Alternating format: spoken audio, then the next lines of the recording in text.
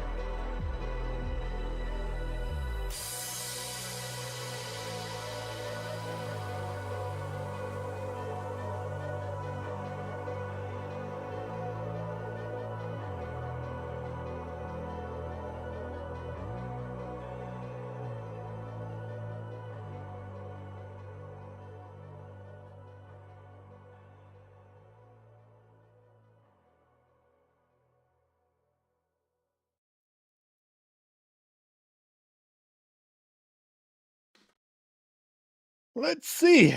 Audio good, connection stable. We good. Welcome. My name is Ike. This is Switzerland.playit, and on 10 a.m. Eastern, every day, Monday through Friday, here on this channel, Switzerland.playit, on Rumble, YouTube, Kick, and Twitch. Not Click. I am talking about video games hardware, and such things. A little bit about movies, a little bit about shows, and yeah. And I hope I give you interesting stuff. We gotta see together. We have not a lot today, but we have one article, or rather two, that talk about the same topic, about Sucker Punch being super, super gay right now. or were super gay when they heard that GTA was delayed. And another news is, yeah, that's pretty much the biggest news today. That's pretty much the biggest news. Nobody in the chat? Well, let's get going. Don't have a lot of news, and maybe might be a very short show today. Wouldn't hurt from time to time to be like on the second. Let's start with Borderlands stuff. Oh, ouch, my junk. Borderlands 4 beer includes a copy of the game if you're lucky. Voodoo Ranger, the popular IPA beer brand, has announced a partnership with 2K Games to create a special edition Borderlands 4 IPA. The beer is called Voodoo Ranger X Borderlands 4 IPA. It comes in a six-packs. It comes in 6-packs, and they're available across the US right now.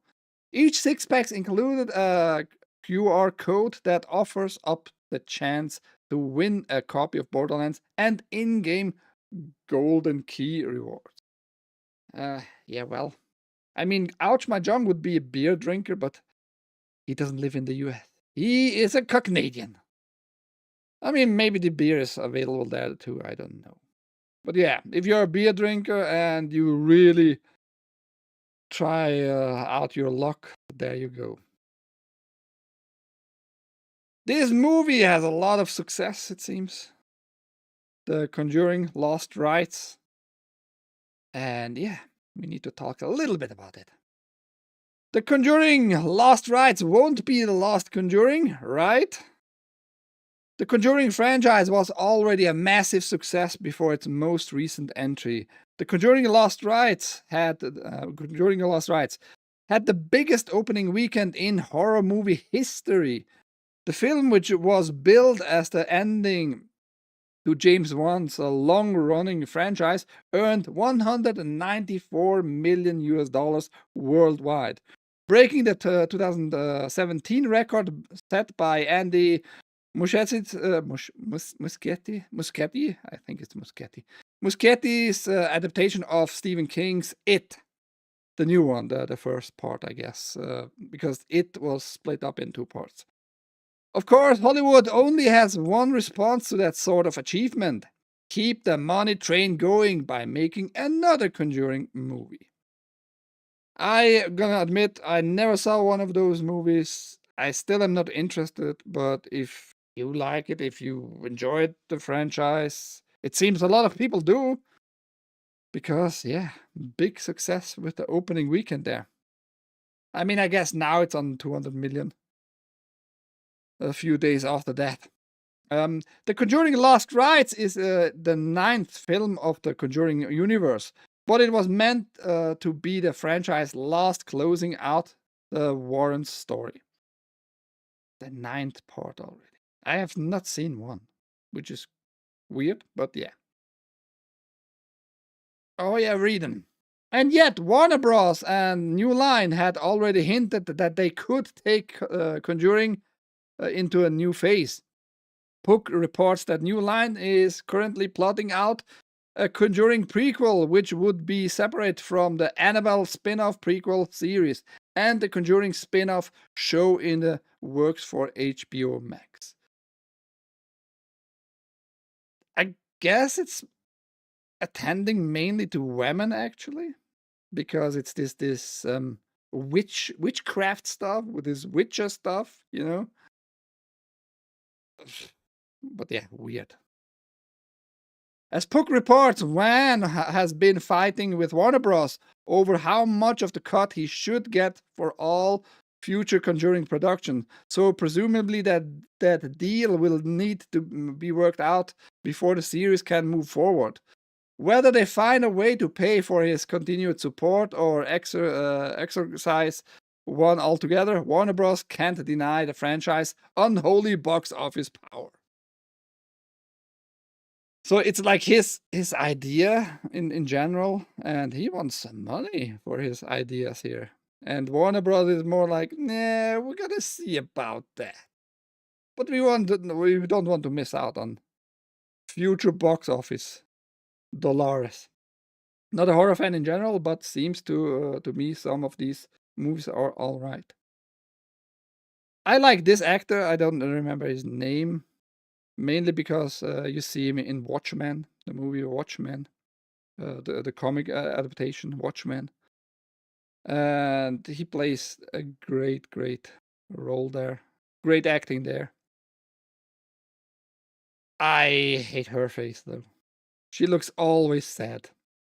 I watched a lot of pictures of her, looked it up. She's always very sad. But probably the perfect fit for this kind of movies, for this franchise. What do we have next? Well, another Nintendo news here. We got the last 3 shows, Nintendo being Nintendo. But unfortunately, the prior to what we got this to this one, to this news here, Nintendo was actually kind of right, because you had stupid people who modded consoles and put on games preloaded and sent them back the consoles to the customer with preloaded games, and yeah, so stupid. Nintendo and accessories manufacturer Genki settles Switch 2 trademark infringement lawsuit. Another settlement, it didn't go through the court. Nintendo's lawsuit against accessory manufacturer Genki, which earlier this year debuted a mock-up Switch 2 unit before the console had actually been officially unveiled, has come to an end. Back in May, Nintendo filed a copyright claim against Genki, when it accused the manufacturer of capitalizing on the demand for Switch 2 news and giving contradictory and inconsistent statements. I'm split like on that phrasing, on that statement in general, because Nintendo behaves like you are not allowed to make any money around them with any kind of product around their products. Like they own everything. If they put the name on a product like Switch 2, you're not allowed just to produce maybe accessories for it, maybe a bag for it, and call it a Switch bag. You're just not allowed to make money and to profit of just producing other goods for stuff you already own as a customer. Which is, I hate that stuff. On the other on the other hand, it's like, yeah, you need to protect your IP, your stuff, for sure. And maybe some manufacturer go a little bit overboard, a little bit over the line with just calling it blatantly Switch 2 2. And maybe made like statements, this is the best Switch 2 power adapter, best Switch 2 travel bag, whatever, you know. Maybe Nintendo is not so fond of stuff like that. Nintendo and Genki have now reached a settlement without any further need for a trial. As per official court documents, Genki is required to pay an undisclosed amount to Nintendo for damages. In addition, Genki, along with all other subsidiaries of its parent company Human Things, are banned from using any Nintendo logo, design, or anything confusingly similar thereto. In any manner in connection with its business. So, like, you're just not allowed to do anything anymore, anyhow, in some way or form connected to Nintendo products. Genki is now also prohibited from using approximations such as glitch, glitch 2, Genki Direct, and Genki Indirect when promoting its own products, with these, of course, being very close to Nintendo's own Switch and Nintendo Direct related branding. That goes for, in my opinion, overboard from Nintendo's side. Like, you're not allowed to call your product Glitch 2 just because you have like a similar tone to the product. Really? Really? I get it. Like if you name it Switch 2 and you produced in the same market, maybe a game console, one of those cheap knockoff stuff from China with preloaded stuff, which is prohibited anyway in the USA and in Europe. So I get that, but you don't own those names. You don't own the name Glitch or the number 2. Just saying. The accessories manufacturer is also no longer able to use color schemes in any of its products or packaging which are confusingly or substantially similar to Nintendo's. The core document states, namely red and white, red and blue, green and pink, blue and yellow, purple and orange, pink and yellow, and purple and green. Just say all the colors, which that's stupid, you know. How, again, I asked this already in the past. How is Nintendo so powerful with so generalizations in any courtroom or in any settlement? Like, you have here all the colors. You can mix with those colors all the other colors too, you know? What the fuck is wrong here? Why is Nintendo so protected itself, you know? It's just weird to me. Speaking of Nintendo, good news for horror fans. A bunch of Resident Evil games are reportedly getting Switch 2 ports. Various industry leakers and soothsayers are claiming that Resident Evil 7 will get a Switch 2 port and that it will be announced at the rumored upcoming Nintendo Direct.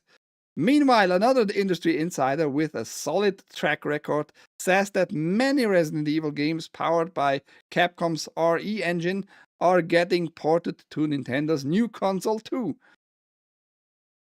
I guess pretty much all Resident Evil at this point, like all the mainline, besides the very first one. I think the very first one never got.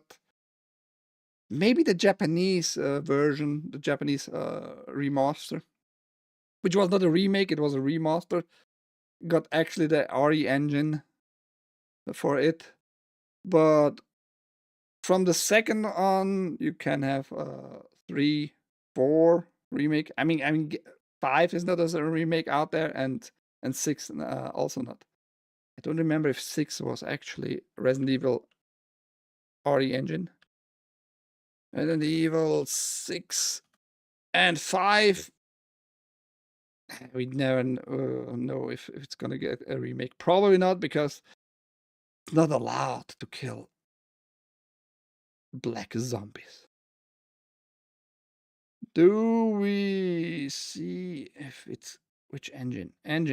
Oh, it was the old Capcom engines. Empty Framework, which is the Capcom stuff, and Havoc Physics, which is a bought in. But yeah, good news for horror fans, if that's true. It's still rumored. On September 3rd, well-known and reliable Resident Evil leaker Dusk Golem shared that they had heard that Capcom was bringing all the Resident Evil RE engine games to Switch 2. This news was shared on Reset Era in a forum thread about rumors that the upcoming Resident Evil Requiem would arrive on Switch 2 and PS4. Some assumed that if Capcom was reportedly bringing the newest Resident Evil game to Switch 2, it might be possible for recent entries built using the same tech to arrive on Nintendo's hybrid machine as well. And it sounds like that's exactly what the publisher has planned. I mean, it should be easy enough to do. And actually, it should be also easy enough to port, like Resident Evil 5 and 6 with the older engines. Performance-wise, the Switch 2 has enough performance for those to play, so I don't see any reason why they wouldn't port them too. Money, it's free money for Capcom. Oh, haste, sup all, he says. Grab your body pillow, everybody. Haste entered the chat. The next outbreak is already brewing. It looks like we've got our first Dead Island 3 tease. I liked a lot Dead Island, the first one. The second one, I waited for it, but then it was just released only on Epic Game Store, and about a year later, it came out on other platforms. But at that point, I was like, whatever. You don't like everybody, just Epic Game people, so fuck off. That was just my stance. Now we got the Resident Evil, Dead Island 3. A little tease here. If you're a fan of that franchise, good for you. I enjoyed the way more overall, though, because it was also newer. Dying Light, which comes pretty much from the same people, and you see it in the game totally, like the same behavior, the same gameplay, just better and more fun. It looks like work on Dead Island 3 is underway after a tease was published to celebrate the series' 14th anniversary. In a post on Steam, the developer Dambuster Studios posted the image below alongside the caption, "And the next outbreak is already brewing." Since then, the zompocalypse has crawled from tropical shores to the sun-drenched chaos of Hell LA in Dead Island 2, where over 20 million slayers have left nothing but carnage behind. This isn't the final cut, though. Dambuster Studios are already carving out what comes next. For now, the details stay under wraps. The outbreak is far from over. Yeah, we're gonna see how it moves, and I guess lore-wise. If you enjoyed the franchise, good news for you, I guess, but I'm not looking too much forward to it. It was successful overall. Despite being released at the beginning only on the Epic Store, it was pretty successful for such an exclusive Epic Game Store game. Now, let's talk a little bit about Tencent, because I think they want to get more people from the US and from Europe. And they do it like very smart, putting up some programs and see where talent is growing and where they can pick headhunt for talent. UKIE partners with Tencent for video games growth program. UK Games Industry Trade Body UKIE has partnered with Tencent, the Department for Business and Trade, and delivery partner Player One Consulting for the second year of its video games growth program, designed to help ambitious studios across the UK scale both creatively and commercially. Why is Ever Eden shaking her head? Okay. The program's return was announced in a press release on September 2nd, 2025, following its successful launch in 2024. 27 studios graduated in the Video Games Growth Program's annual year, and this year it offers 2 tailored pathways for studios. We are excited to support the second year of the UKIE Video Games Growth Program, said Mark Maslovitz, Vice President of Partnerships and Investment at Tencent. The UK is home of the largest video games market in Europe, worth over 7 billion British pound and engaging more than half the population, which is pretty insane, but I mean, if you can't post on social media, can't say shit about anybody with any words, if you say to somebody Muppet, you're gonna get in trouble in the UK these days. If you're white, of course. If you're white. So weird. And again, I think Tencent is looking out for talent. That's why they are getting involved in this stuff. We got yesterday the other news about this other Tencent guy who told us about some numbers, like how many layoffs are there mainly in the US from the industry. I think they are looking out to get like the most talented people who were laid off and who maybe like trying out now their own games. And that's a cheap way for Tencent, probably. Just invest maybe $500,000, $1 million box in this program and just watch what happens. Watch what happens. According to the UKIE, studios that participate in the program will benefit from expert-led sessions, hands-on mentorship, and access to investors. We are delighted to launch the second year of the Video Games Growth Program, empowering the next generation of startups and scale-ups, said Nick Poole, CEO of UKIE. Applications for this year's Video Games Growth Program open up September 15th, 2025, and close on October 20th, 2025. Interested studio can find out more here. Yeah, go show your talent there. And maybe you're gonna be a Chinese employee. Ahoy, Bimo! Late to the gay party as usual. How you doing? How is everybody doing? How is everybody doing? Now, I don't like those top lists because in this case again, we're gonna get like industry numbers and nobody can verify those numbers. The same guy who claims the same stuff over and over again is being cited again. You're gonna see in a second.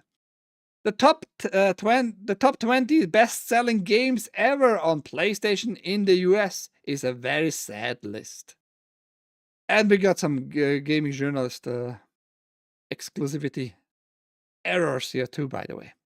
The original PlayStation hit US shores. Wouldn't you say stores? More like that. Shores 30 years ago today, helping usher in a disc-based gaming revolution that reshaped the industry, which is very true. Four new consoles and lots of hardware irritations later, PlayStation is the undisputed winner in the high-end console gaming space. What were the top-selling games that helped it get there? Well, Matt Piscatella, once more from Circana, he posted that again only on Blue Sky. Nobody can check those numbers. Told us the list, and here Kotaku shows us the list. And yeah, Grand Theft Auto first, Minecraft 2 second, Red Dead Redemption third, and so on and so on. And on the 13th place, we got The Last of Us God of War. It was released in 2018. I would love to see that game, Kotaku. Oh, don't you have editorial like checks at your placement? That's a stupid fuck up. We have the real list here, and Matt Piscatella shows us supposedly what made the most amount of money and how many units were sold. And so you see, like on the rank number 1, that might be very true though. Like most money, Grand Theft Auto 5, and most units sold. On the dollar side, though, it already changed here. Units, Minecraft, money-wise, Call of Duty Modern Warfare 2019, and so on and so on.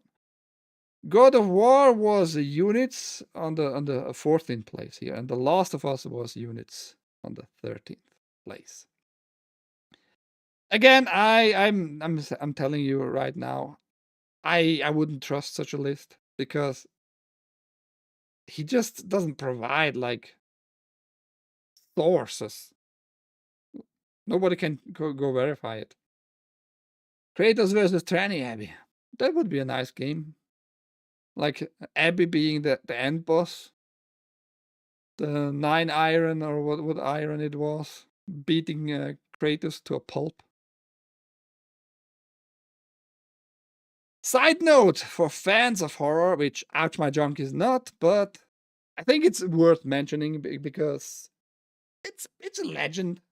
Alfred Hitchcock is a legend. Alfred Hitchcock 15 film 4K Blu-ray Ultimate Collection is up for pre-order.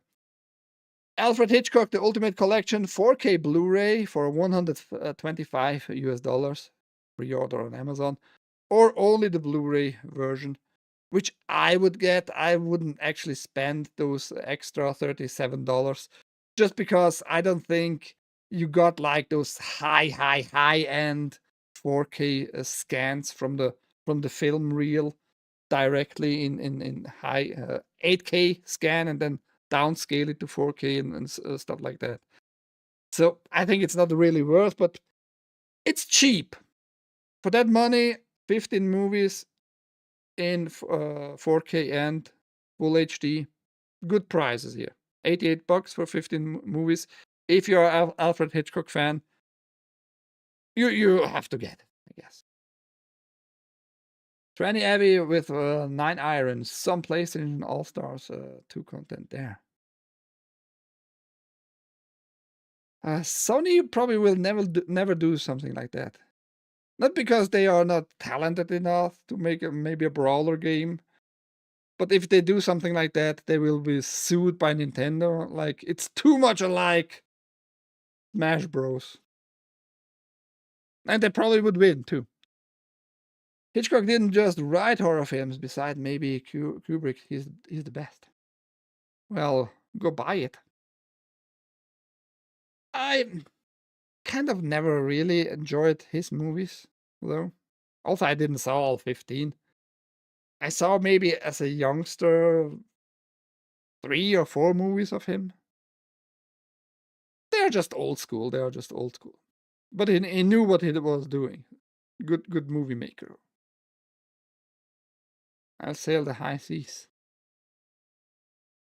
Well, on the high seas, the production was already available. A little side note here, because people just go crazy for that, I guess. The iPhone 17, 17 Pro, and iPhone Air have been revealed, and here's what's new. Go down in the video description, you have the link to all the products they announced and showed yesterday or 2 days ago, something like that. Apple announced a wealth of new products overnight, including the iPhone 17, iPhone 17 Pro, iPhone Air, the AirPods Pods Pro 3, Apple Watch Series 11, Watch SE 3, and Watch Ultra 3. And here's the biggest features for all of them.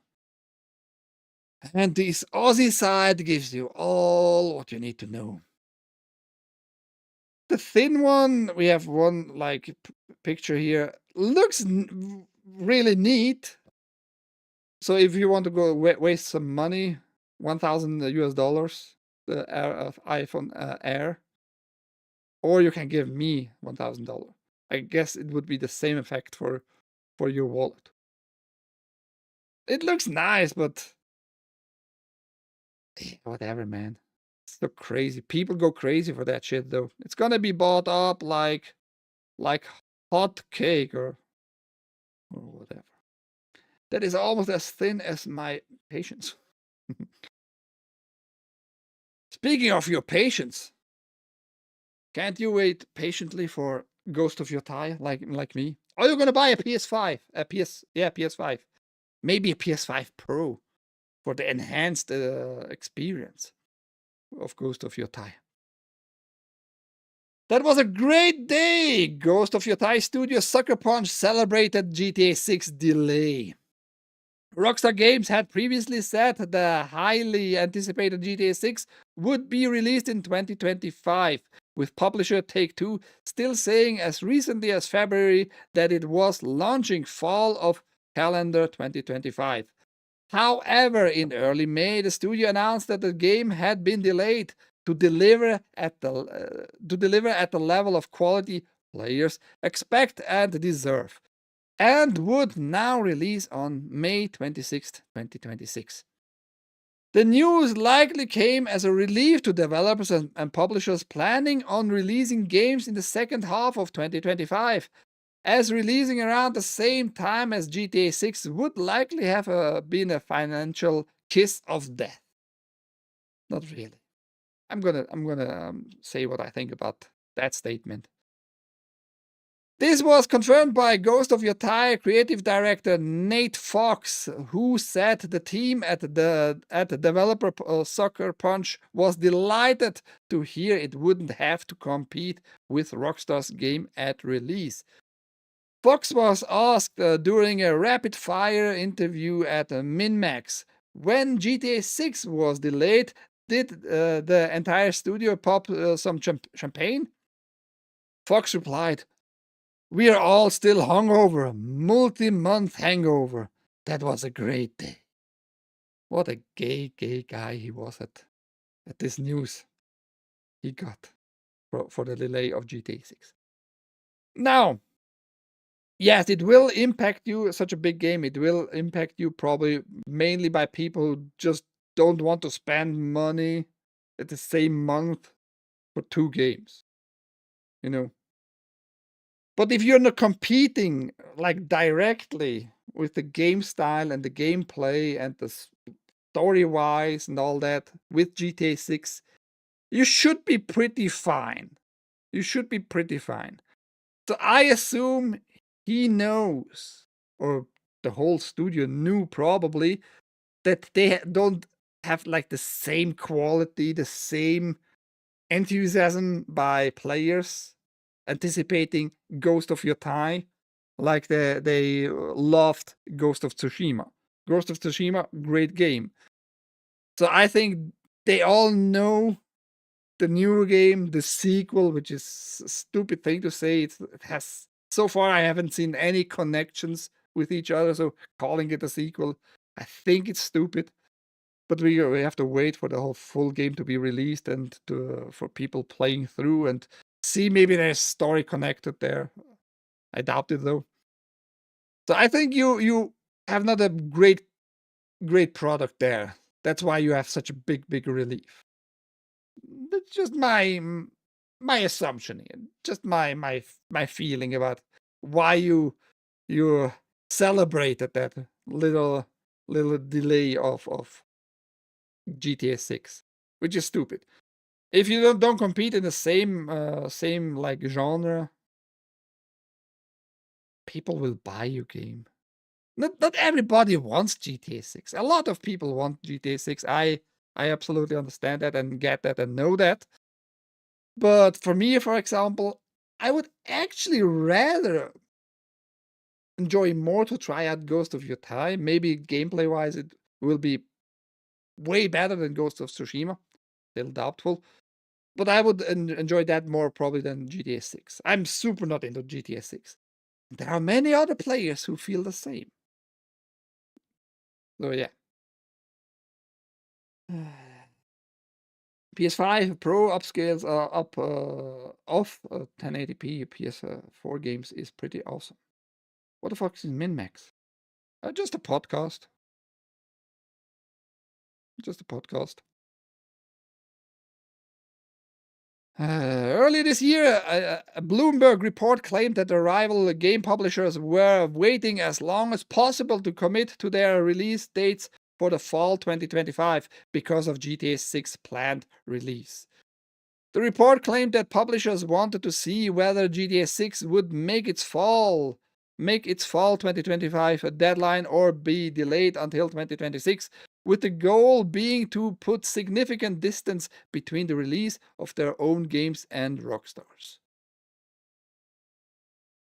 Yeah, I mean, some studios surely were afraid, but that again shows me you are not very confident in your own product. Ghost of Yotai will be released on October 2nd, exclusively for PS5. In July, Sucker Punch sat down with VGC to discuss the upcoming game. Our game is very inspired by history, but we are not making a stone-for-stone recreation, Fox told us. Our game is a work of fiction. However, we do want to make the world feel authentic and be very respectful to the cultures that existed there. Thankfully, we are part of Sony. Yeah, since 2011, by the way. So we have a lot of colleagues in Tokyo who really helps us out, who give us a lot of guidance. You are cocks now these days. That's all I can say. I think you're a very different team, and it's going to show in the next article, which is again about Sucker Punch.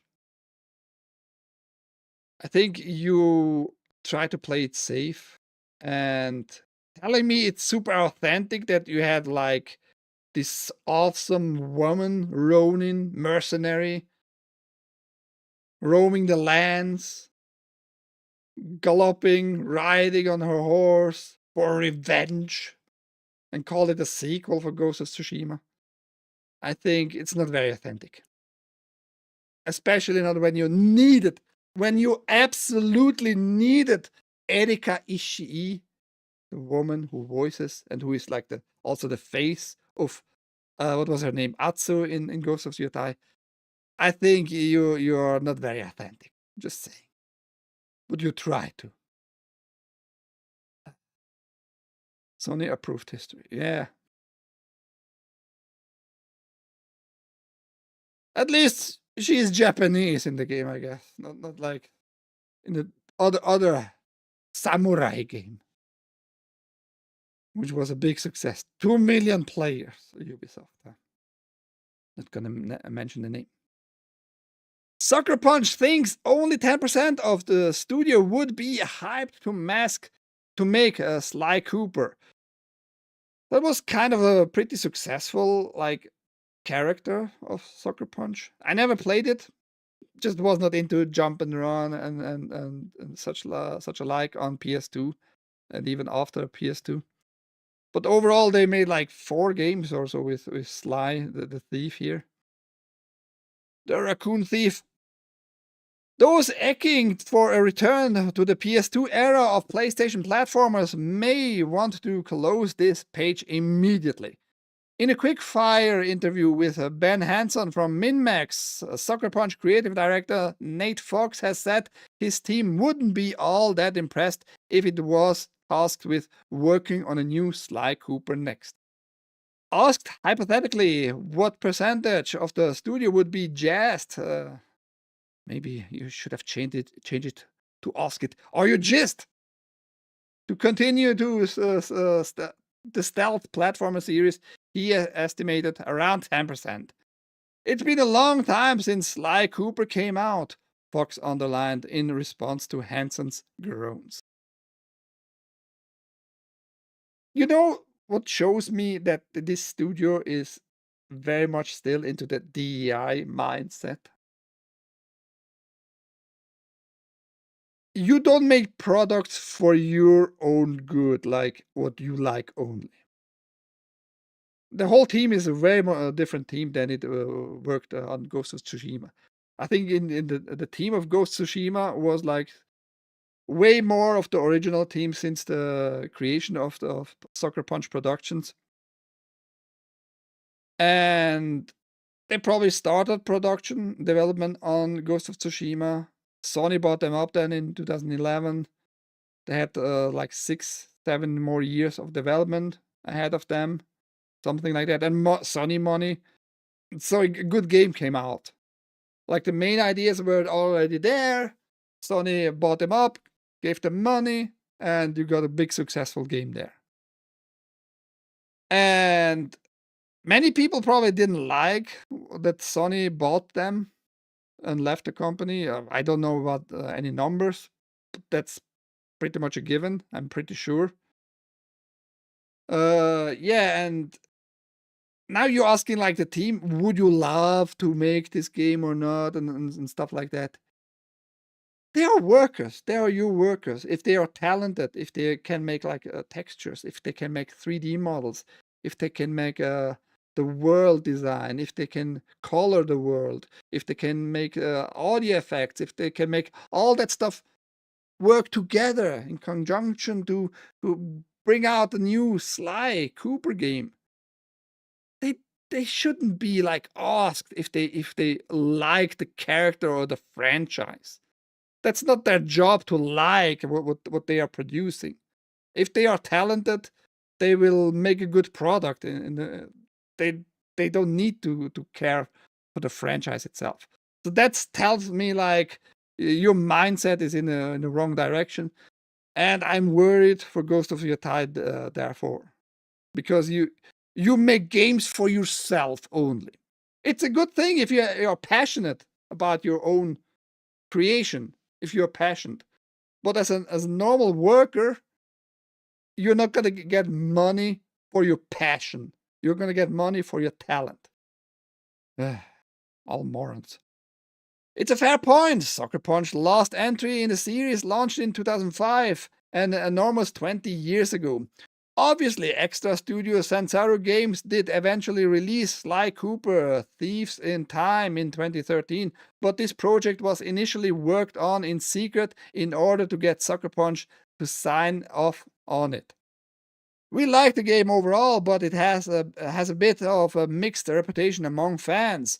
While we personally think Sly Cooper is the best of the PS2's platforming mascots, we can't see a world where a new entry is made. Sucker Punch specifically feels like it's moved on after a success of Ghost of Tsushima.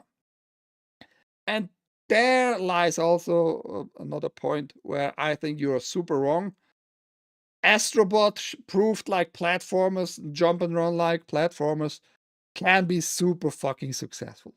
People would love more of that stuff, more like easygoing, more like just relaxing stuff. And the Sly Cooper franchise would be perfect for that. You made your last one 12 years ago. You published it 12 years ago. So yeah, now would be the perfect time, actually, I think, for this franchise to be revived. Or do at least remakes of Infamous. Infamous also super beloved, but you can't get them like all the parts were working on newer consoles. I like money. Everybody likes money. Yaske, my homeboy. UrhG, bro, they want to try another Sly game? No, you have not listened. After that mess they made out of the Thieves in Time, aka nobody wants to remember this. No, the other studio made it for them. But also, if you didn't lose money, if some fans enjoyed it, you have a lot of room for a new, better game. Platformers and jump and runs, now is the time. You don't need to make it even exclusive. Sony is open for that now. Just publish it on PlayStation 5, 4. You don't need like high-end performance for a platformer. Make it fun. Make it for the whole family. Personally, as much as we have a soft spot for these old franchises, we don't buy this idea that Sony needs to keep every series it owns alive until the end of time. Part of the beauty of PlayStation is how it's been able to reinvent itself with each subsequent generation. Yeah, that worked out great, right? With Concord, for example. The reinvention and of new IPs and franchises. I mean, I'm not saying I'm a big business guy and know how to publish stuff, but sometimes newer consoles need maybe like the old IP just with the consoles, the newer consoles touch. But yeah, there you go. Nate Fox thinks like what the studio likes, that's what's important here. I don't think so. Side note, Steam just released an update for a long awaited and anticipated feature. UI scale for your Steam is out. If you have not checked it out, now is the time.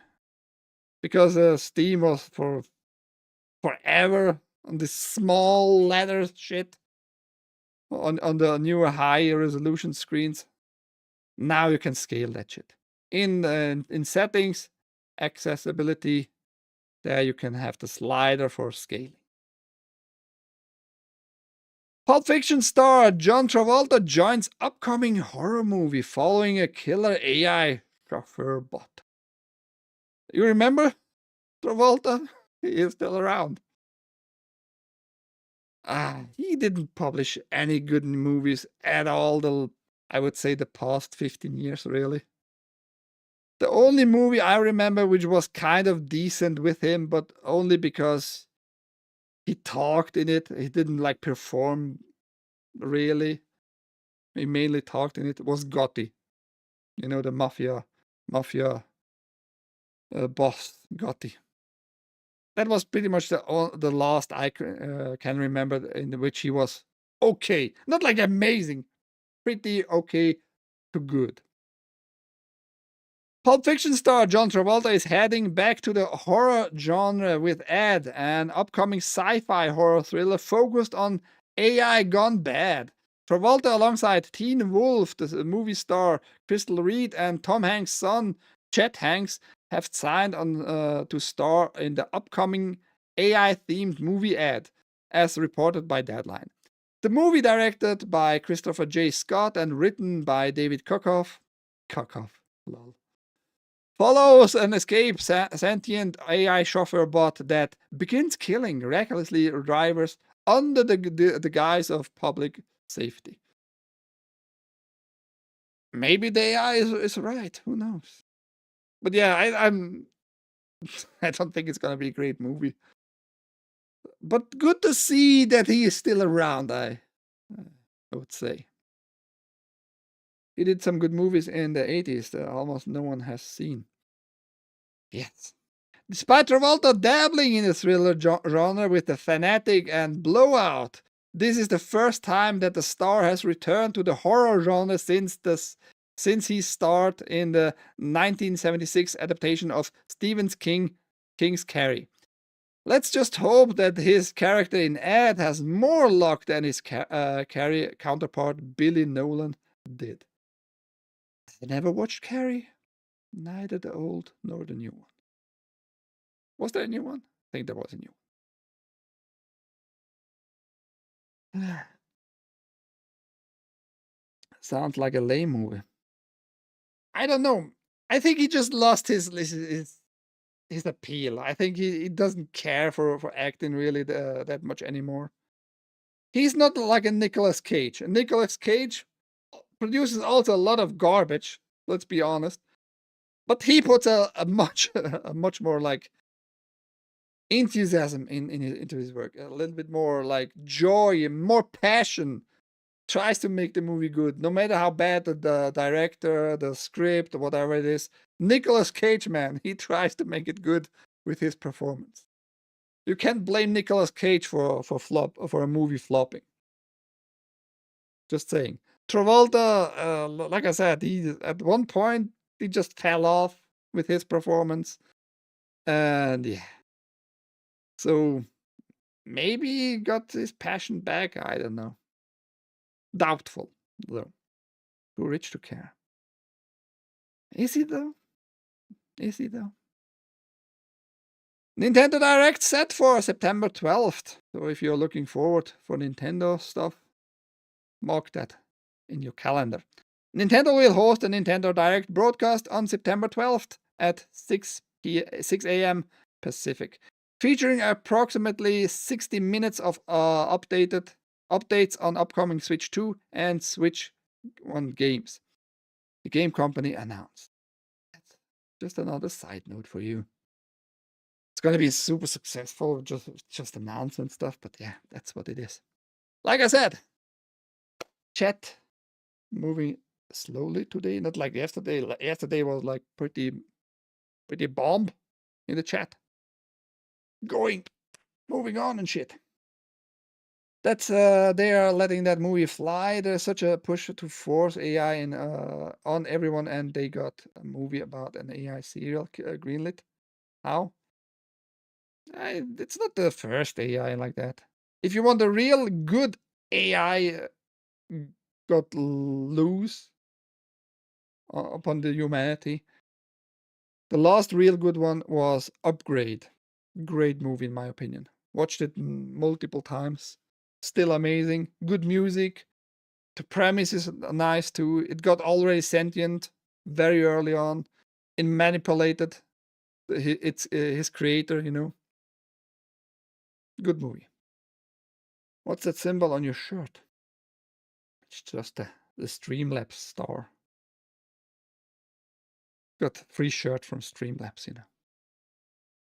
Anyhow, I hope you have a great rest of your day, everybody. Very early today, ending. Why not? Can happen sometimes. I knew I shouldn't take too many news today for some reason. But yeah. My name is Ike, this is Switzerland.playit, and that was TAGN, the Angry Game News, every day, 10 a.m. Eastern, here. Switzerland.playit on Rumble, YouTube, Twitch and Kick. Go follow everywhere, by the way, if you have accounts on those other platforms. Maybe make the channel grow there, I don't fucking know. And yeah, all links down below for the articles. Have a good one, wherever you are, what time it might be. Good afternoon, good morning, good night. Bye-bye.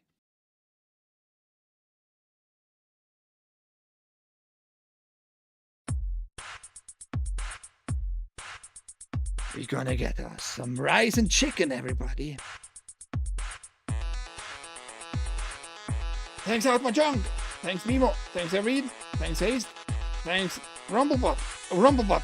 Very great job you're doing there, buddy. Most amazing job.